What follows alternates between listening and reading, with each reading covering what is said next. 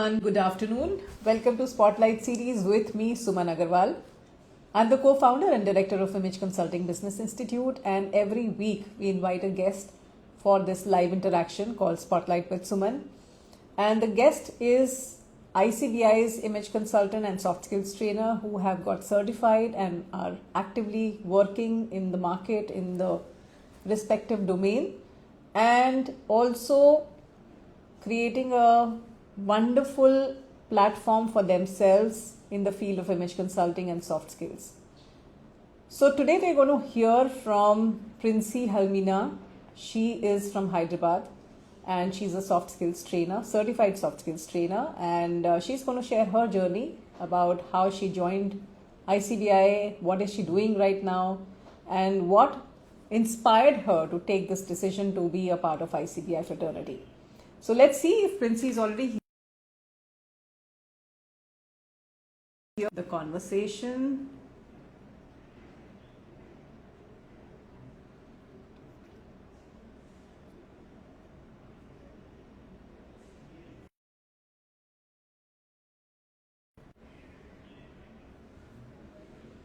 Let me see if she's here.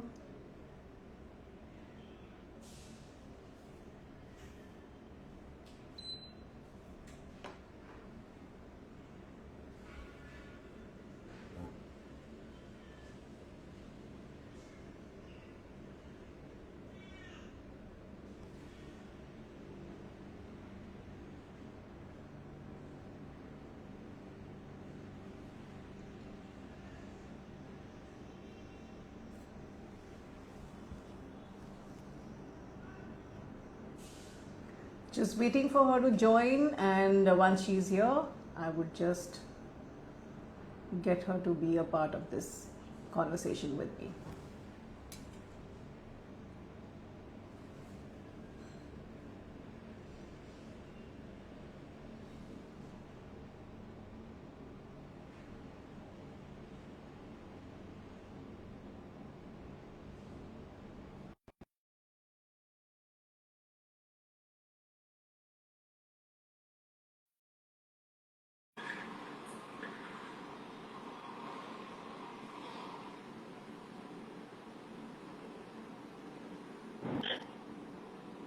Hi, Princy.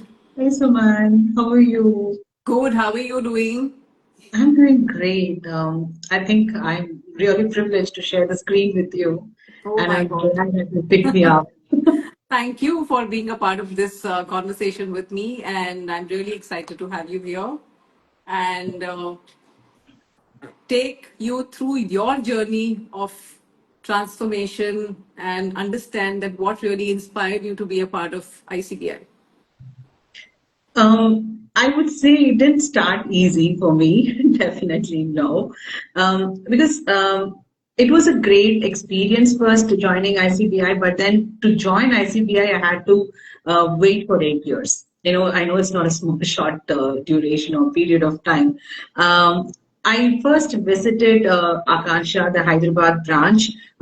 She was a wonderful person, and then she inspired me in many different ways as to how becoming a soft skills trainer would actually elevate my profile and how can I be a better fit. But after that conversation, I had to wait for 8 years because a lot of other things came into and my prioritization.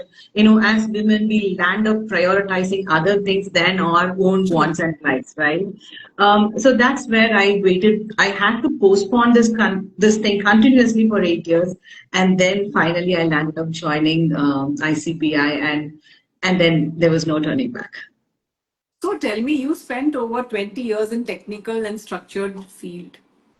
So then what really inspired you that you should get into image consulting, not image consulting, soft skills training? So were you always willing to become a trainer Oh from the yes. very beginning? Yes, absolutely, Suman ma'am. My family, the entire my family are teachers, and we are into training. But I do not know it was God's plan that I had to move to becoming a technical writer and in the field of software for close to 15 plus years. I was there. And then the inner spark was that no matter where I go, no matter which role I play, I land up mentoring people. I land up sharing my knowledge. I land up, advising them into how can they perform well, how can they grow well, without any structured training. So that's where I thought, okay, why not take this as a profession? Why not make myself more equipped and more well groomed to become a proper trainer? So that's when I realized that I have to do a formal training to becoming a trainer. And that's how I landed up here. And starting your own training institute, that's not something which I think everybody actually thinks of, and it's not easy. It's not a very easy step for anybody. Everybody who would actually start an institute would think twice. So what were the fears that were associated when you decided that you wanted to start an institute of your own, and how did you overcome those fears in your life? Oh, you are just to the point, Suman ma'am. It wasn't easy at all. I think you also would have gone through the same situation. Absolutely. So the first thing was, yes, it came with lot of challenges that I would say financially, and then taking up this big step of leaving my job and picking it up, and this without a direction, without a mentor around me, and all of that. But how did this help me? How did this fear of being judged, being a failure, people would what would they think if I fail? All of those things were the bundles of fears that I had. But ultimately, what made me strong to stand in this decision was one, my family and my parents, my husband and my sons. All of them were like trusted me and said, "Okay, you have this experience." And now ICBI also backed me up with a lot of support and a lot of training materials that they shared with me. Also helped me to kickstart with this institute of where I train people on language, technical stuff, and in soft skills. So it didn't come easy. Fears are still there; they come every day. But the only thing that is, I believe, is that whatever I'm prepared for, I know that I can deliver well. So that is how I overcame my fear, and I overcome my fear every day. So it's just an ongoing process that every day I'm fearful, I'm scared, but ultimately I step up. I see that okay, I And can it do is it. not necessary that all those people who take bold steps in life are not, they don't have any fear in their heart. Exactly, exactly. I totally Despite the agree. fear, if you still take the step, then you are called as a bold person, because it's not that you don't have any fears in life. Yes, You are very fearful, you have apprehension, but you will still take the first step and then you will move on. You will not listen to your own self also at times. And sometimes self talk can also be negative, and it can affect your brain because your brain is listening what you're saying. yes, absolutely, So that is absolutely. why you have to be very careful juggling and shifting and, uh, taking a decision and sticking by it, and consistently keeping yourself motivated. It's very, very important, and it is very difficult at the same time. Yes, ma'am. Your point on. So you call ICBI certification life changing. What was the biggest shift that got created, and not just in work, it also shifted your mindset? So just want to hear a little more about that. Oh, that's an excellent question. So I'm always grateful that I joined ICBI. Thank my stars though. The biggest shift that ICBI gave me, the certification gave me, is that the confidence, the confidence that I'm just not alone. And there are many people around me to help me, to lift me up, and all of that. So that ICBI gave that confidence. And another thing is the training that they had given me. No matter what, like the trainings that I underwent, it was all online. It was during the COVID times where we never had a face-to-face training, but still it was so interactive. The trainers, they kind of slowly inject that confidence in you to speak up. Becoming a trainer is not just going and delivering your sessions. It's more of showcasing what you preach, right? So if I'm talking about business communication, I have to be effectively communicating so that they accept me as a trainer and they listen to what I do. Actually, this is what ICBI gave me. And as you rightly said just a few minutes ago about positive self-talk and all of that, the last train the trainer session was a game changer. Sham sir and Akansha and all of them, like we were all together in one room dealing with a lot of stuff. And then there was this place where I realized, okay, why not? Why should I keep putting myself down? I see people coming up with various different experiences, and everybody stood strong. And that kind of helped me to change my mind. Like, don't put yourself down. Everywhere you will face challenges. Challenges are like the learning experiences, right? So that's when I kind of became more, strong, being more relevant to the industry standards and all of that. And ICPA certification is what actually drove me to that. And because I was certified immediately after the certification, I started my institute. So imagine how much value that I kind of hold for this particular, journey that I had with ICBI. Absolutely, absolutely. And being a working mom, especially managing your household, looking after your children, taking care of your own brand, how do you see work life balance? What does it look like to you? And how do you protect that energy of yours? It's a maze, ma'am. To me, the work-life balance is total maze, because what I offer at Author in Mind is just not one service. It's like multi microservices, and managing those services, the team, my sons, everything is like I need to literally write down each and everything that I have to do, even paying off my credit card bills to knowing at what time I have to get into the class. So I have to manage my time in such a way that I need to be extremely cautious that my time is very valuable. So that is something that I just take it very dearly and I manage it that way. And apart from that, the energy that I get is all from my family and my friends and all my well wishers. They kind of push me and they say that, Princy, if you need some help, if you feel down, we are there for you. So that gives me the energy. I kind of suck others' energy, I would say, most of the times, because they are the ones who just hold me up. And being a spiritual person, I think that's where I kind of gain that. The next day it motivates me to do a better thing than what I did the previous day. In fact, I wanted to ask you that only, that you had mentioned seeing silver lining in lifeless things. So how does your, or how has your spiritual perspective helped you turn challenges into fuel for growth? Um, See, one thing that I would say, ma'am, is like whenever you are in a situation, you get feedback, right? So everywhere, the fear of being judged, the fear of failing, the fear of not doing it right. So all of that takes a toll on you, on yourself, positive self talk, or on your self. So there, what I developed this habit was like it's from childhood. I'm like that.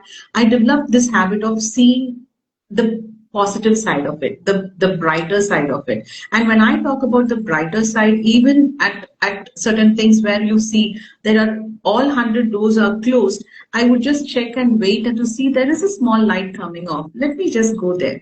So there is no way that I would stop myself from seeing the positive in anything that happens in my life.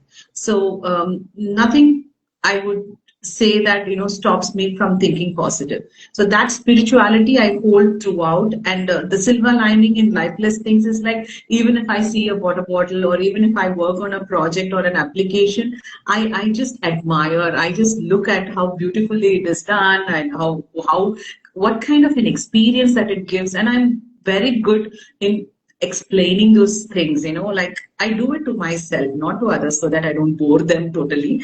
But then, yes, so this is how I've been, throughout my life, probably. And that's how I fuel, my growth. Even if somebody says, Prince, you're fired, I would say, okay. glad that I can now experience another product or in another organization, a better culture or a new friend I might find there. So nowhere I would, sit back and then I would say I will not get up. This is at the end of it. And on that note, I would like to share. I recently watched this movie Moana. 2, the second part, where Mona just tries to find her, ancestor's place in the sea, and then she was in the verge of giving it up. Then there was this one lady who would come and say, Moana, there is nothing called there is no way. There is always a way. So I take that as a tagline. There is you cannot say that I will not be able to do it because this is it. This is all that I did, and I'm at the end of the tunnel and I don't see anything. But I will say, no, there is always a way. And I take that tagline very seriously. In fact, what you just said is almost like my own reflection, because Oh, I never see anything uh, negative out of anything, I would say. So I will right. always see, whenever I see any kind of situation, I would always try to take out something positive out of it. And I think the biggest factor for growth is that when you are not able to see, in fact, deliberately or consciously or subconsciously, not able to see anything wrong or anything negative out of any given situation. Right. Because that becomes your mental roadblock. Yes. And To- once you are, you know, out of that mental roadblock, and when you know that there is nothing that can stop you, there is nothing that is adverse in my life. And whatever will happen, even if it is for the worst that people perceive, I will always take the best out of it. Absolutely. High five to you on that. Absolutely. And I've seen that, and I've been through something which was like unexpectedly adverse. And out of that situation, when I came out, I even from that I learned a lesson that, something that happened to me also happened for good. Right. So there was Absolutely. a lesson, a hidden lesson which I had to learn, and I've learned it even though the hard way. But I have really realized that I have a lot of strength that I did not even imagine. And today I have no fears. There are Absolutely. absolutely no fears. And I'm absolutely, you know, up for it to, accept failures in life, accept any kind of situation that comes my way. I will not have any kind of fear. So I'm ready to face any kind of adversity which is there, although I feel that there is nothing called adversity in life. It's just a challenge which you need to overcome. Yes. So Exactly. once you take life like that, there is no roadblock. There are people who deliberately look for roadblocks so that they can make an excuse in their own life that because of this I'm not able to do this, because of that I'm not able to do that. But if you decide that you want to do something, no matter what happens to you in your life, you cannot have any kind of roadblock, because the biggest reason for roadblock is you. Yes. You Absolutely. are your biggest roadblock. Right. Right. There is nothing else that can stop you from doing anything. Right. Exactly. Well said. And I'm glad that I'm not alone. We all have Absolutely. these same things And and we all learn lessons. We all learn lessons from our situations, our challenges, and good. I mean, life teaches us different kind of lessons, and it's perfectly okay. And you have to just move on. You have to learn, yes, uh, dust ab- yourself, and move on. absolutely, absolutely. When life throws lemons at you, make a lemonade. Absolutely. I always like lemon cheesecake, so I prefer to make that. Oh yeah. Okay. Wait, oh my God, you also do baking? Wow. What's one moment in your journey where whether it's a mentor, entrepreneur, or mother, Hmm. that made you pause and think that this is why I do what I do? So is there something that actually gives you that kind of a kick? Yes, absolutely. I kind of whenever I see my students or my mentees and trainees and my son, anyone. nailing that situation after I tell them, listening to me or having been coached by me, or if I make a project successful, nothing like it. To see the other person succeed and you being one drop of water in their success, like you are one part that you help them to be in that position gives me that kick.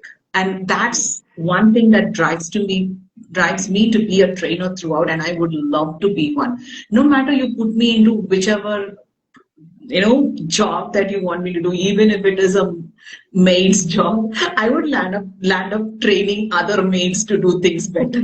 So training is something that I really love to do because that makes me feel very happy. And another thing is, it seeing the other person succeed gives me that kick. And this is why I do what I do, and this is the reason why I picked this up. What's your children's reaction to what you do? To the things that I do right now. Your work, your, you know, daily tasks that you do and the kind of work that you're doing. How do they I react have to it? two sons, ma'am. I have two sons. The elder one is 20 years old, and he is the most supportive, I would say. He says, "Ma, I know that you can do, and I want you to do it." The younger one is still confused. So both my sons have different levels of acceptance to what I do, but in a very common ground, both of them are a little amazed. Sometimes they feel that I don't spend enough time with them, but then most of the times they are very, very proud of me, and that is what keeps me moving. Wonderful, wonderful. Um, from mentoring individuals to conducting global sessions, how do you keep yourself relevant and up to date in today's times? What is that one mantra that you follow religiously? Continuously learning. I find if see I would have had I in my kitty have close to 50 plus certifications. I keep updating myself. It's not about getting certified and that paper hanging in behind me, but it's about getting the knowledge. If somebody talks to me about in this training we are going to introduce this, why don't we try this? I try to implement it immediately. I try to identify, research, and see how successful it can be, or how can I apply my ideologies into it so that I can go along with this latest trend. Say right now it is AI. So I use a lot of AI in my trainings, where I'm building my curriculum, building, customizing it. So I use it more of an assistance. Like it is my unpaid assistant, which I think I'm leveraging most of the technology part of it using AI and building my workflows, building my schedules. So I use technology wherever I go because one thing that I would say, ma'am, I've been there in the technical industry for a very long time. I can't part ways with technology, and the evolution that it gives me is always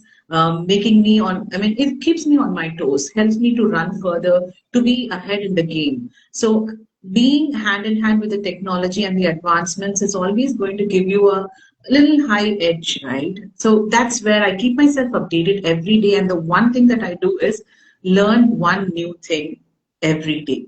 So if it is today, I would try to understand what is it that you have to do. So today, what I learned was how to do a VLOOKUP in Excel. The live example. I use a lot of Excel, but then using VLOOKUP was something I never tried. But then today I learned it and I feel so proud of it. So I just try to learn one thing every day. Let it be soft skills, let it be technology, or let it be anything that is relevant to my life, cooking or dishes or whatever. So you experiment with all these things all by yourself, or somebody is there to help you? Most of the times I do it alone because I don't want to bring in other people first. The initial trust factor, I have this slight weakness. I first trust myself more than I trust the others. So I give something to others. I first see whether I can do it, whether I get that same outcome from it. So I need to be better at it. But yes, I do get a lot of support from my son and from my husband in dealing up with the technology part of it a little. Wonderful, wonderful. And for those who are afraid to make any kind of career shift, or start something new after a long time or after a long stint of being in a particular domain or industry, what is the most honest advice that you would like to give to them? I would say start. You can't sit and think whether will it work, whether will I be successful, whether will I make it, and all of that. I would say just start. If you want to eat something, you need to cook. You need to bring it to your plate. So the one honest advice which I feel that I didn't do in the past is that I didn't start. If I had started early, I would have completed maybe 10 years now of running Authoring Mind successfully. True. Right. So any career shift, anything, any problem that you have in your workspace that you feel you need to find a better job, go find it. Don't sit and cry there and think like, oh, I'm struggling here, I'm struggling here. That's not going to take you anywhere. So I would say for anything that you want to do or what you want to be, you need to start. Also, as per the research done by, I mean, claimed by Harvard and Stanford, people who take early decisions in life tend to become more successful than those who are analyzing, procrastinating, thinking, overthinking. So usually, this is something which is very, very important, and people need to understand that if you want to do something in life, why are you waiting and waiting and waiting and waiting? Because Exactly. people will think for 3, 4, 5, 10 years and then make up their mind and then also have so many apprehensions. Arey Baba, if you want to do something, just do it. Why do you Very analyze so much? Why do you have to get into the skeletons of everything? If your heart says that this is my calling, just go for it. go for it. Exactly. It's as simple as that. I mean, you don't have to really go to the length and breadth of everything, because sometimes you want to do things because your heart is telling you to do it. Right. Very true, ma'am. Very true.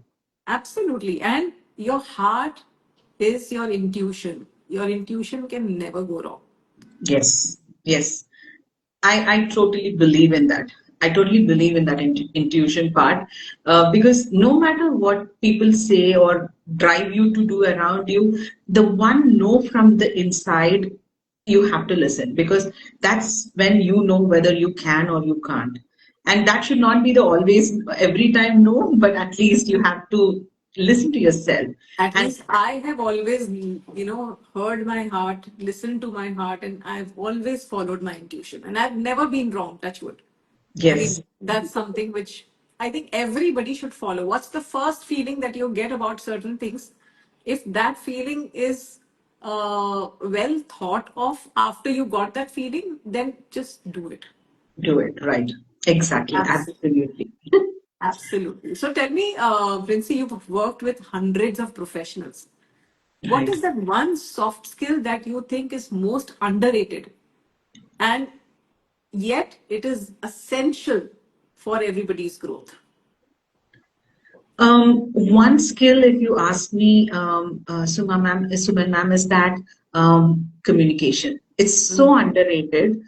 People think that I'm technically skilled. I know in and out of this product. I have gained these certifications. But if you can't put it across the way you should, and if you can't sell your skills to the market, then I don't think so you'll go anywhere. So the communication part of it is what I think is the one key skill that is totally underrated and nobody feels that they have to have it. You know, there are managers, there are great leaders who struggle to speak up. You know, it's not about speaking in the public in front of thousands of audiences or in a mass.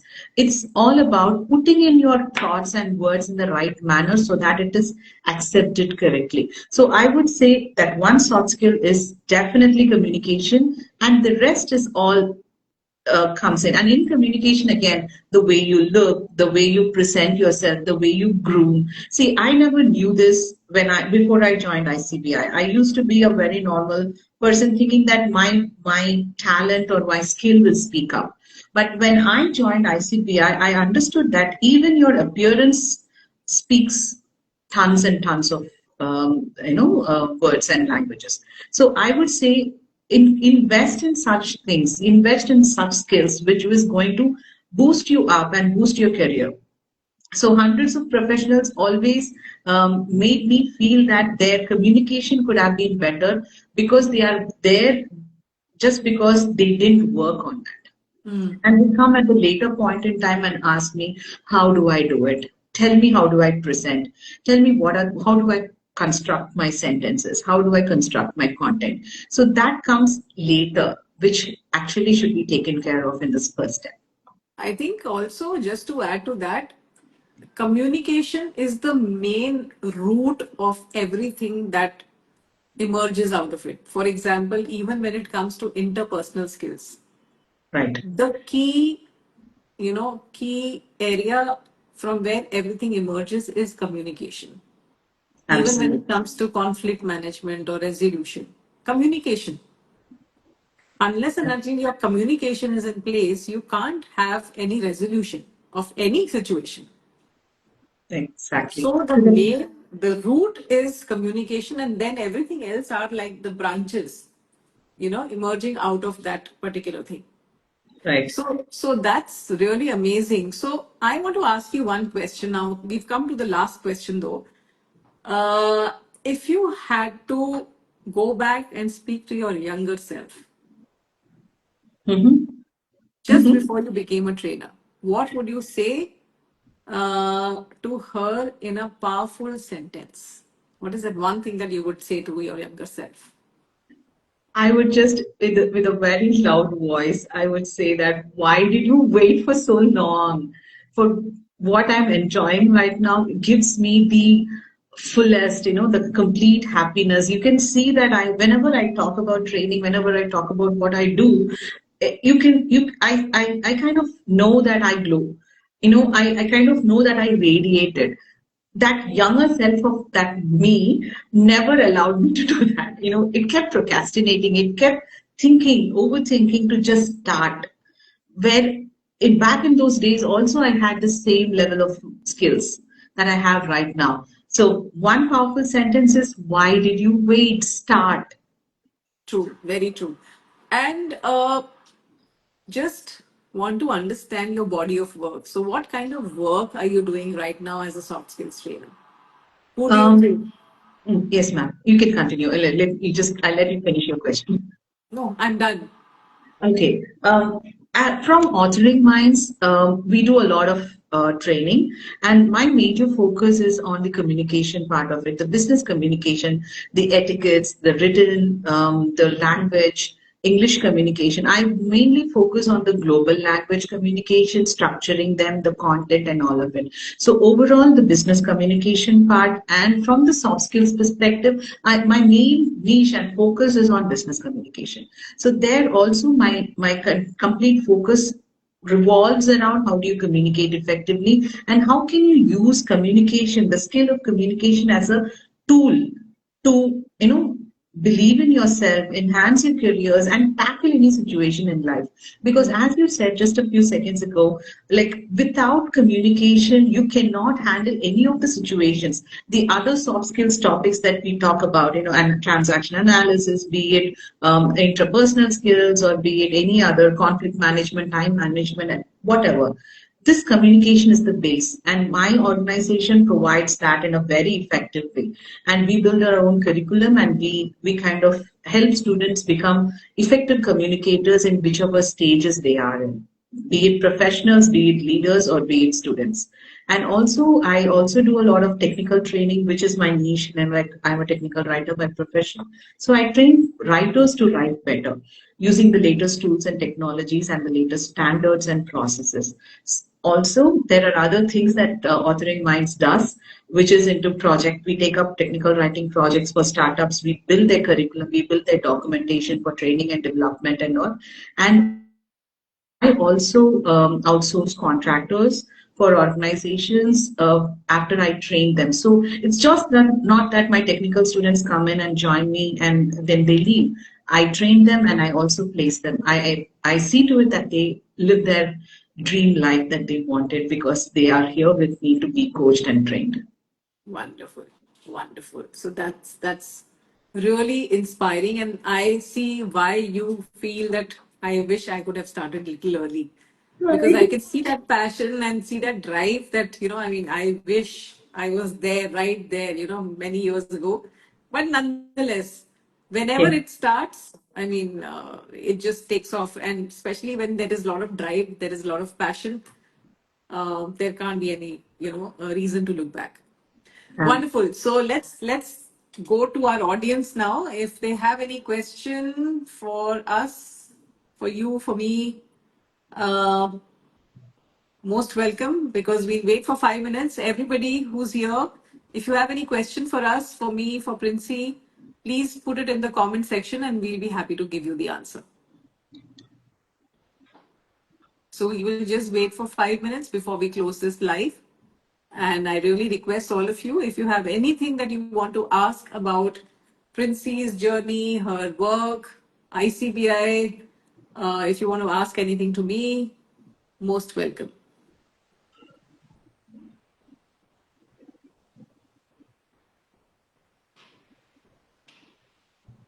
So while we wait for the question, Suman, ma'am, may I take the time to ask you one thing? Yes, please. So, how do you feel, having traveled as an ICBI co-founder and,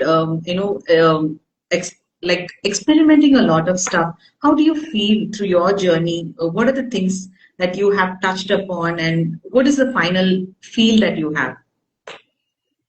So, feel in the sense that I feel that people earlier used to have little less focus in terms Mhm. of their personal growth, but now I think everybody has started prioritizing, at least in the process of prioritizing themselves, which is very important. And that's the need of the hour. So, even though you have children, even if you have so many responsibilities, but I think it's just in the mind that whether you are able to do certain things, you're not able to do certain things, because if you learn and if you know how to manage things at your home front, it's Right. not a challenge, it's not difficult, it's absolutely manageable, and it is very easy to manage your work, manage your life.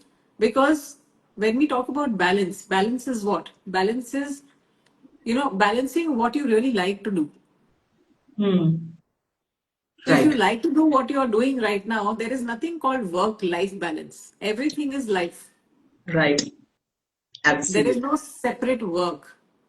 So one needs to understand that there is nothing called work-life balance. It's only life that you need to balance and manage.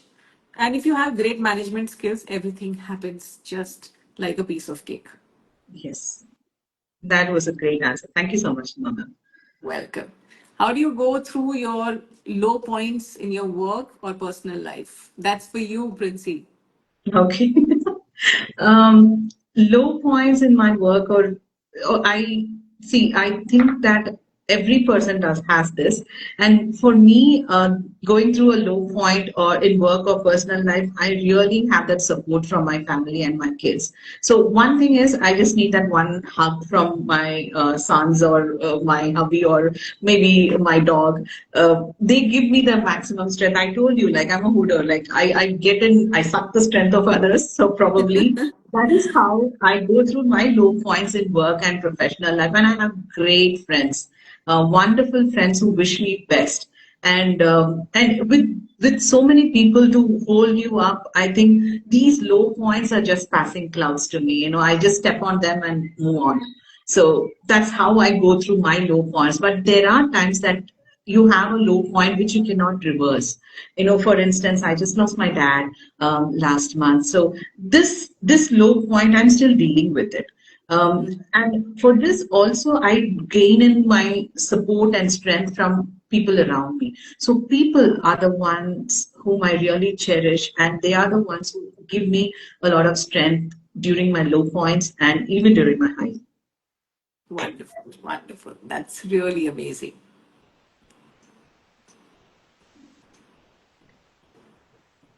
And I think sometimes you just need to hug your own self when there is nothing else to do. Mhm. Yes, absolutely. And sometimes, like for me, I would say that, I need that me time when I'm absolutely alone. Right. I don't want to talk to anybody at that point of time. I don't want to have a conversation. I just want to be myself. I just want to be with my own self. And it's not even about high point or low point or anything. It's just that every day, at least about half an hour, I need only with myself. Oh, that's so true. That's so So true. that's for me, that's like a meditation. I Absolutely. I would think, I would see that, I mean, how life is and where have I come, what have I done, what have I accomplished, where have I, gone wrong.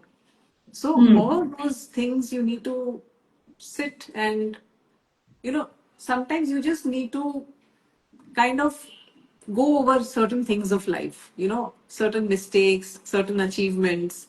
So it's just that it just keeps you grounded. At the same time, you also feel that, it's always good to just refresh your memory and see, what are the learnings out of it.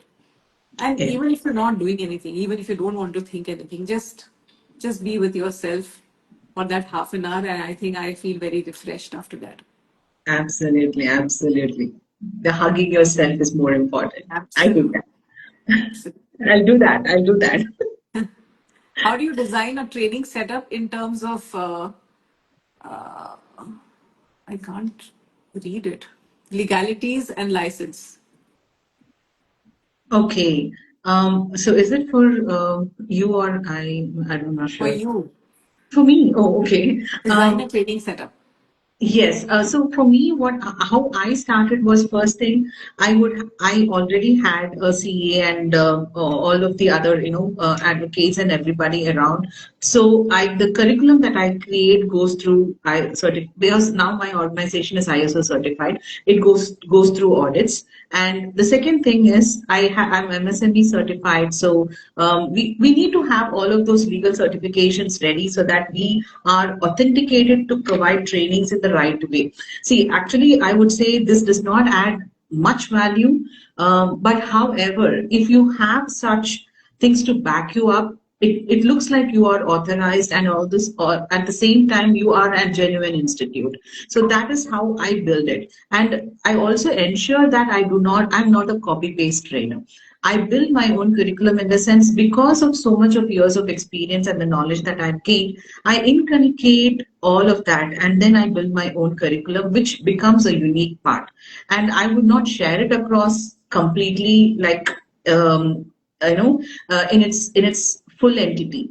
I will give the exact things that the students would need or any other person would need as a handout, and that's how I take care of my patencies and all of that. So this is something that if I want to grow big, maybe I would like to look into a lot of other things on my own unique curriculum, having it branded and all. But right now it's at a very initial stage. It's incubated already. So the legal part of it is handled, and the licenses I haven't done yet. I think, Hazel, what you need to understand is that ICBI also provides a lot of material, Right. lot of Exactly. content, lot of training, PPTs, especially when you are a part of business program. And then they don't need to be legalized or licensed, because if ICBI is providing certain material, that is ICBI's property, which is authorized to be used by all the learners who are from ICBI. Then they can always modify, customize, develop, recreate. All those things can be done by them, and which is absolutely fine, because that they are supposed to in any case if they want. Right. So all those things are not an issue. And if somebody like Princy wants to innovate and do certain other things with that content, she's absolutely free to do that, and that is what she's doing right now. Yes. Absolutely. Uh, I have a couple of business ideas, but the fear of failing and a lot of responsibilities don't let me go forward with it. How do I get past that, Princy? Um, I would say start. Nothing should stop you from trying. Failing is there everywhere. You can't expect success.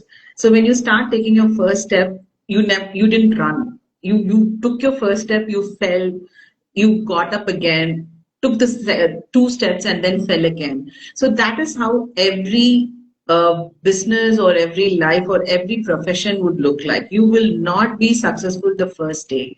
You will see success when you're persistent, when you're consistent with your deliveries, and when you have that real burning of learning and being better every day. So the fear of failing and bringing in a lot of responsibilities into your plate and all of that is just, I would say, a fraction of the bigger success that you're going to see later. So this should not stop you. And how do you get past that is just starting and just trying to learn and move on from your failures. Your failures should not be like it's a failure. It's always a learning. You Correct. learn from your failures. Absolutely. Absolutely. Great one. All right. So I think we are done with all the questions.